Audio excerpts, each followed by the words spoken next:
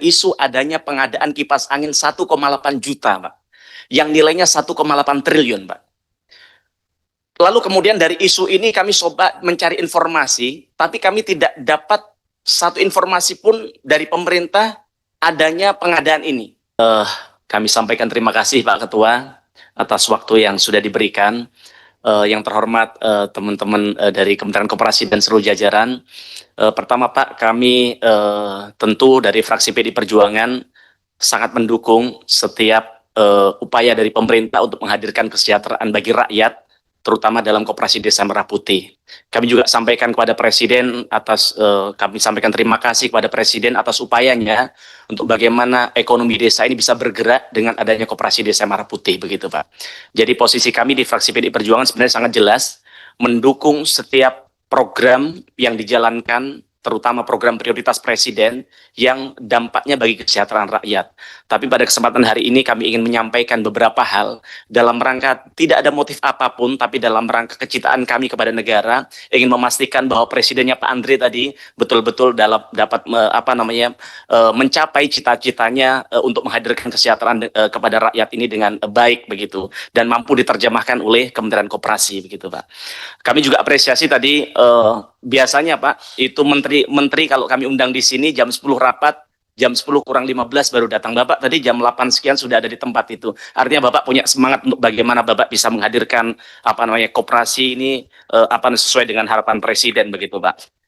Nah, namun pada kesempatan hari ini Pak, kami ingin menyampaikan beberapa hal. Yang pertama soal, pengen komentari dulu paparan halaman 5 Pak. Tadi Bapak sampaikan bahwa ada peningkatan anggaran 57,28% Pak.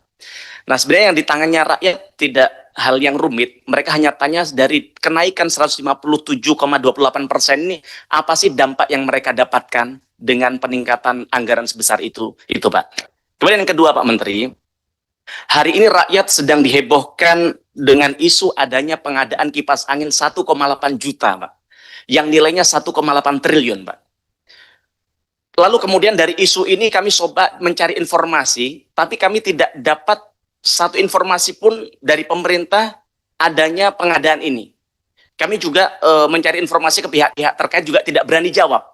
Maka pada kesempatan ini kami ingin tanya kepada Pak Menteri, isu soal pengadaan 1,8 juta kipas angin dengan anggaran 1,8 triliun itu betul tidak Pak? Saya tadi pagi coba membuka di e-commerce harga kipas angin. Saya tidak ngomong yang tidak terkenal, ngomong yang selama ini dipakai rakyat kita aja, namanya Cosmos. Kipas angin Cosmos di e-commerce, yaitu kipas angin di e-commerce official store-nya milik Cosmos, itu harganya 338.000 Pak Andre, Pak KW, ya kan? 338.000. Lalu kemudian kalau Bapak bisa cek di Shopee, di Tokopedia, harganya lebih murah lagi Pak, hanya 300 ribuan Pak.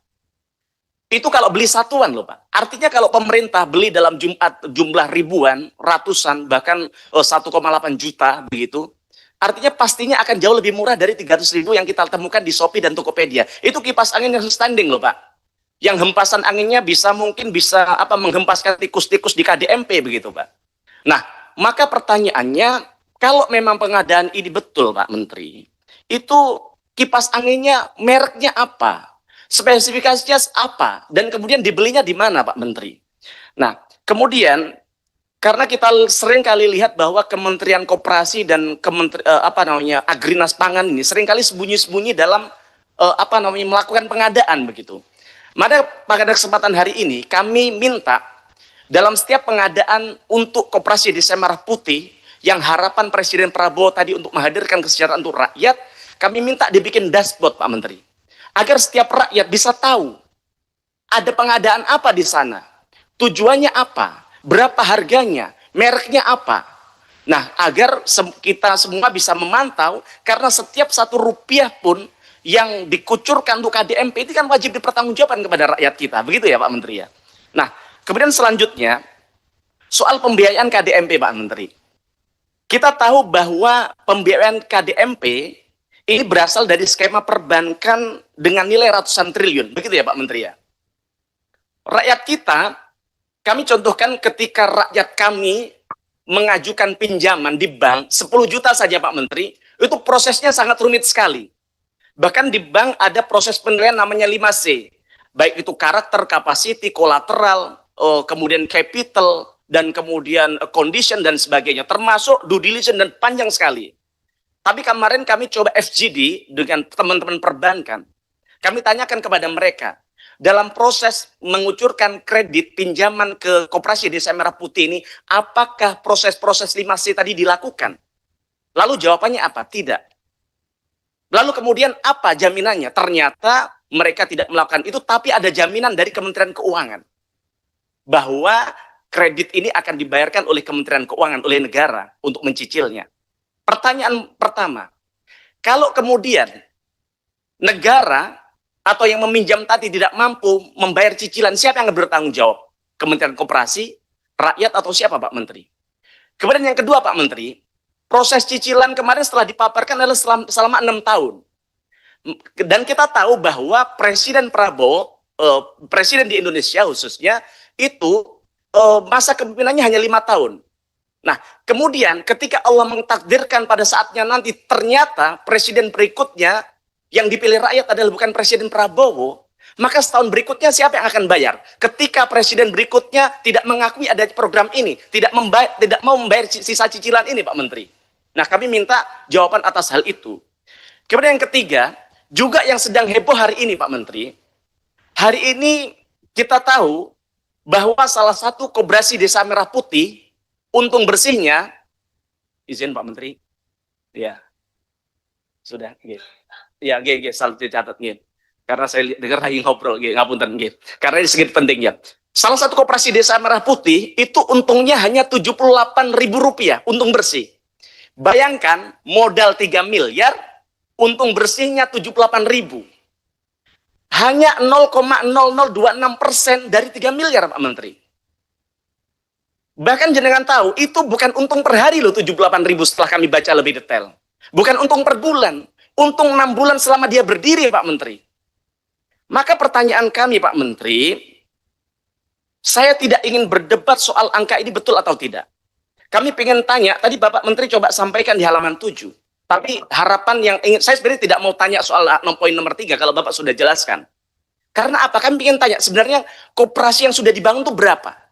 Berapa yang sudah beroperasi? Omsetnya berapa? Laba bersih berapa? Berapa yang mampu meningkatkan pendapatan rakyat? Berapa yang sudah mampu meng-hire tenaga kerja yang dijanjikan oleh negara? Maka dari itu sebenarnya kegiatan seperti ini, apa yang saya tanyakan sebenarnya perlu dijelaskan. Karena kalau data yang kami tidak minta data dari pemerintah deh. Kalau pemerintah, Kemendak punya data sendiri, Kemenko Pangan sendiri, Kemenkop sendiri. Saya minta data, pertanyaan tadi kami minta dijawab berdasarkan data yang Bapak punya saja. Dengan begitu kita tidak lagi berasumsi-asumsi berdasarkan isu-isu liar yang ada di media, Pak Menteri. Tapi berpegang pada isu yang Bapak sampaikan di forum ini begitu. Nah, kemudian, karena apa Pak Menteri? Terlalu besar apa yang rakyat gadaikan untuk ini bisa gagal. Kami tidak berharap, ini tidak boleh, tidak ada opsi gagal untuk Koperasi Desa Merah Putih. Karena rakyat dan negara sudah berkorban begitu besar untuk Koperasi Desa Merah Putih. Bapak tahu, ada salah satu kepala desa bunuh diri Pak Menteri, gara-gara anggaran desanya dipotong untuk Koperasi Desa Merah Putih. Bapak tahu, di Jawa Timur, di Kabupaten Sidoarjo, ada kepala desa ketika anggaran desanya terbatas Pak, dia dibully oleh rakyatnya karena mereka tidak punya ruang fiskal yang cukup untuk melakukan pembangunan di desanya, Pak. Akhirnya kepala desa ini untuk bagaimana bisa melayani rakyat, dia harus hutang. Dia punya utang, tidak mampu membayar, dan malu kepada rakyat, tidak mampu memenuhi tuntutannya, dia bunuh diri, Pak. Nah, maka dengan pengorbanan yang begitu besar bagi kepala desa dan rakyat, ini tidak boleh gagal ini, Pak. Nah, maka kami minta jawaban atas hal itu tadi. Kemudian yang terakhir Pak Menteri, saya sebenarnya punya 15 pertanyaan, tapi Pak Andri tadi menyampaikan kepada kami jangan banyak-banyak tanya ya kan. Nah, jadi yang keempat Pak Menteri, yang terakhir. Ini keluhan real dari salah satu koperasi Desa Merah Putih. Kalau keluhan, Bapak bisa tanya hampir semua koperasi Desa Merah Putih itu banyak yang mengeluh. Saya contohkan saja dari yang mengeluh ini adalah koperasi Desa Merah Putih yang bahkan Bapak yang meresmikan, yaitu koperasi Desa Merah Putih Tukang Kayu Kabupaten Banyuwangi. Kita tahu bahwa Presiden membentuk Koperasi Desa Merah Putih salah satunya adalah agar subsidi yang diberikan pemerintah bisa tepat sasaran. Agar rakyat bisa mengakses harga sembako dengan harga terjangkau. Begitu kan nggak Pak Menteri? Tapi kenyataannya koperasi yang sudah berjalan, yang bahkan didatangi oleh Pak Menteri, dia dalam mengakses minyak kita saja Pak Menteri, susahnya luar biasa. Ketika coba tanya ke Bulog Banyuwangi, barangnya tidak ada. Tapi ketika dia foto, dikirim kepada saya fotonya, saya tidak mau menyampaikan sesuatu yang tidak ada datanya. Di foto pada penuh gudangnya. Bahkan yang tragisnya, ketika cek di retail modern, di toko-toko besar, itu ada Pak Menteri. Kalau retail modern, toko-toko besar ada, tapi kenapa Koperasi Desa Merah Putih yang itu dibangun untuk menjadi motor untuk menyalurkan subsidi ini, mereka tidak bisa mengakses. Begitu juga dengan LPG Pak Menteri. LPG yang mereka punya kebutuhan 200 hanya terpenuhi 50 dan itu pun kadang tidak ada.